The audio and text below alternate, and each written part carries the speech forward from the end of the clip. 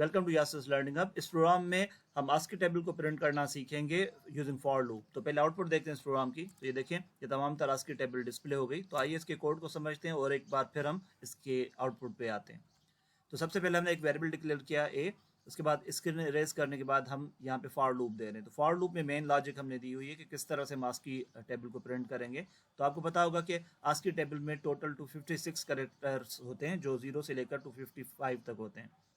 तो यहाँ पे हम लूप चला रहे हैं। इनिशियली ए की वैल्यू हमने 0 कर दी, काउंटर वेरिएबल है ए हमारे पास, और कब तक लूप चलता रहेगा, जब तक ए की value less than equals to 255 होगी। और हर आइट्रेशन के बाद ए में इंक्रीमेंट होता रहेगा। तो ए की इनिशियल वैल्यू 0 होगी, फिर 1, फिर 2, फिर 3, फिर 4।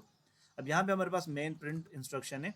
तो यहाँ पे हम क्या डिस्प्ले करवा रहे हैं, सबसे पहले एक इंटीजर वैल्यू और इक्वल साइन के बाद एक करेक्टर वैल्यू।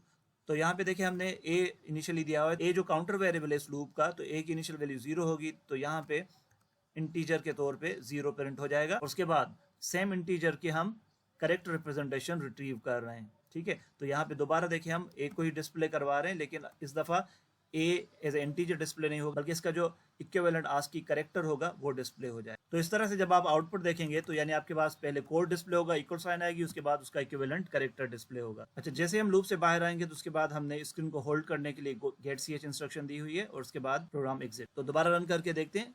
तो ये देखें, यहाँ पे सबसे पहले टॉप लाइन में 0 और उसके सामने कुछ भी नहीं लिखा हुआ। तो जो कंट्रोल कैरेक्टर्स होते हैं उनके सामने आपको कोई भी कैरेक्टर डिस्प्ले नहीं होगा। तो ओवरऑल ये हमारे पास कंप्लीट एक आस्की टेबल डिस्प्ले हो रही है। अगर आप इस आस्की टेबल का कोई सबसेट डिस्प्ले करना चाहें, जैसा कि सिर्फ extended ASCII characters, extended ASCII characters वो होते हैं जिनके कोड्स स्टार्ट होते हैं 128 के बाद, 128 से लेकर 255 तक। तो अब ये सिर्फ एक्सटेंडेड आस्की कैरेक्टर्स डिस्प्ले होंगे। तो ये देखें, तो इनमें आप देख सकते हैं कि बहुत सारे ऐसी सिंबल्स हैं जिनको आप यूज़ कर सकते हैं अपने प्रोग्राम्स में, बॉर्डर्स बनाने के लिए, शेप्स क्रिएट करने के लिए। तो आप टेक्स्ट मोड यानी टेक्सचुअल ग्राफिक्स के तौर पर इन कैरेक्टर्स को या सिंबल्स को यूज़ कर सकते हैं।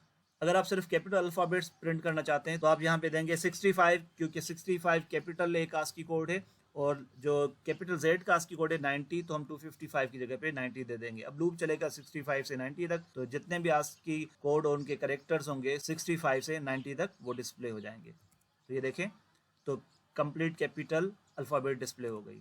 तो उम्मीद है कि ये आपको आस्की कोड्स का प्रोग्राम समझ में आया होगा। मज़ीद प्रोग्राम्स के लिए आप इस चैनल को सब्सक्राइब करें, बेल आइकन पर क्लिक करें, ताकि आपको हर नए प्रोग्राम के बारे में अपडेट मिलती रहे। Thank you for watching.